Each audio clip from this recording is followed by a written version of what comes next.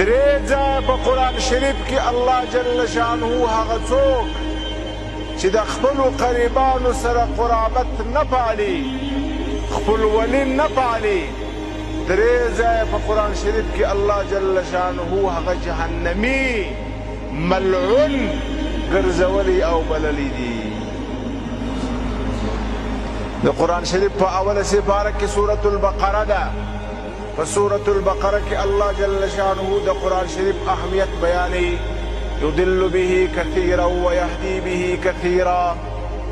دا قرآن د بعضو لپاره هدایت دی، د بعضو لپاره دا قرآن نور د گمراه کېدو سبب دی. وما یضل به الا الفاسقین. د قرآن څخه چې نفع نسي اخیستلی هغه فاسقان دي. فاسقان دي څوک؟ الذين ينقضون عهد الله من بعد ميثاقه ويقطعون ما امر الله به ان يوصل. الله جل شانه ودي انسان ته فاسق وویله. فاسق څوک دی؟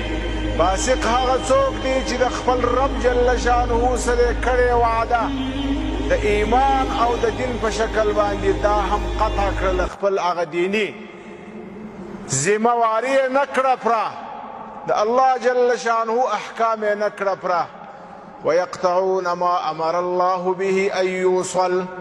د چیش په باره کې چې الله پاک ورته د وصل حکم کړی و چې د قریبانو سره قرابت وپاله، د هغه قطع کوي. اولئک هم الخاسرون. په دې آیات کریمه کې درې وعیده بیان کړل. دا چې د خپل قریب سره که د پلار له طرفه وي، که د مور د طرفه وي، که د خیشانو له خوا څخه وي، چې قرابت نه پالي، دا ته الله جل شانه فاسق وویل، دې ته خاسر او تاواني وویله. او دا هغه څوک دی چې دته قرآن هم فایده نه کوي، د قرآن غوندې کتاب هم دته تاوان کوي، فایده نه ورته کوي.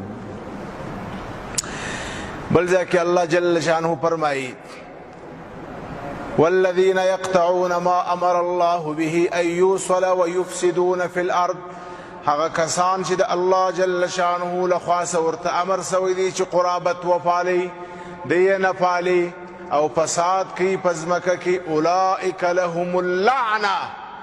دا د الله جل شانه په دربار کې ملعون او مطرود دی. ولهم سوء الدار. او د دې خلکو لپاره بد انجام دی، بد کور دی د جهنم په شکل باندې. ډېره درنه خبره د قرآن کریم نص دی، صریح آیاتونه دي. په سورة محمد صلی الله علیه وسلم کې الله جل شانه اعلان کوي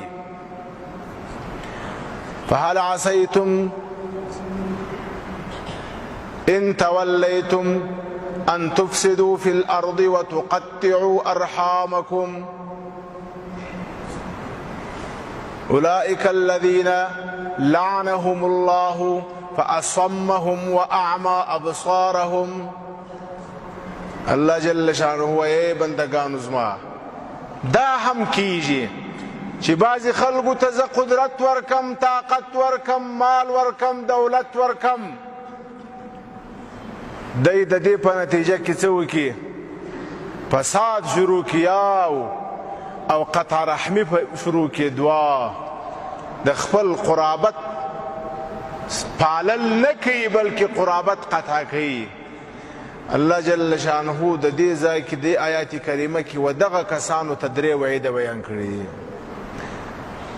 یو خو په دې باندې لعنت دی په دې خلکو چې د دې نعمت اسماني د نعمت الهي قدر یې نه وکړي، د خپلو قریبانو سره قرابت قطع کړي.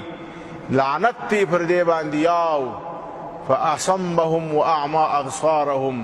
بل به الله جل شانه د دې خلکو څخه الله وایي سترګې به یې ړندې کړم او غوږونه به یې کاڼه کړم. حضرات مفسرین رحمهم الله فرمایي وایي د دې څخه مراد دا دی چې د حق څخه به ړوند او د حق څخه به یې کوڼ کړم.